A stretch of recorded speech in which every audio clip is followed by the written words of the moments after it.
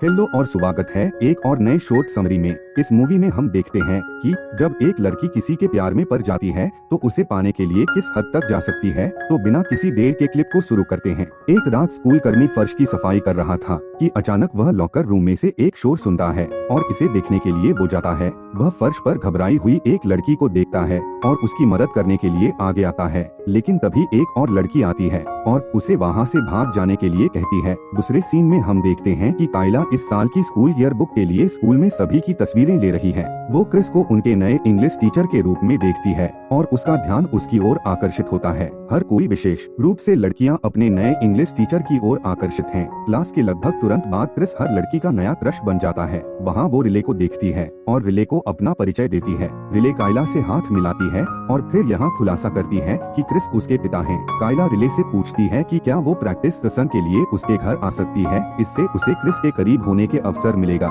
हम कायला को क्रिस के लिए दिलचस्पी लेते हुए देखते हैं और वो उसकी तस्वीरें भी लेती है। वह घर लौटती है और देखती है कि उसकी माँ एक लड़के के साथ डेट पर जाने के लिए तैयार हो रही है। उसने यह भी नोटिस किया कि उसकी माँ ने डेट के लिए एक नई ड्रेस खरीदी है। कायला क्रिस को अपने सपने में देखती है और अगले दिन वो रिले के घर जाती है। वहाँ कोई समय बर्बाद नहीं करती है और रिले से सवाल पूछना शुरू कर देती है। रिले बताती है उसकी माँ क्रिस को धोखा दे रही थी, जिसकी वजह से उनका तलाक हो गया और वो लोग एक नई जगह पर आ गए। फिर कायला ने रिले को उसके पिता के बारे में भी बताया, जिसने उसे तब छोड़ दिया जब वह सिर्फ 6 साल की थी। जब रिले बाथरूम चली गई, कायला सीधे क्रिस के कमरे में जाती है और अगले दिन स्कूल में उसके बारे में इमेजिन करती है। क्लास के बाद त्रिशा रिले के पास जाती है और उससे दोस्ती करती है। कायला उन्हें एक साथ देखती है और जेलस महसूस करती है। वह रिले को चेतावनी देती है कि त्रिशा खतरनाक है और वो क्रिस की ओर अट्रैक्टेड है। बताती है कि त्रिशा पहले भी कई टीचर्स के साथ संबंध बना चुकी है। उस दिन कायली ने रिले को फोन किया और बताया कि वो जल्द ही 18 साल की हो रही है और अपने घर पर बर्थडे के दिन पार्टी रखना चाहती है,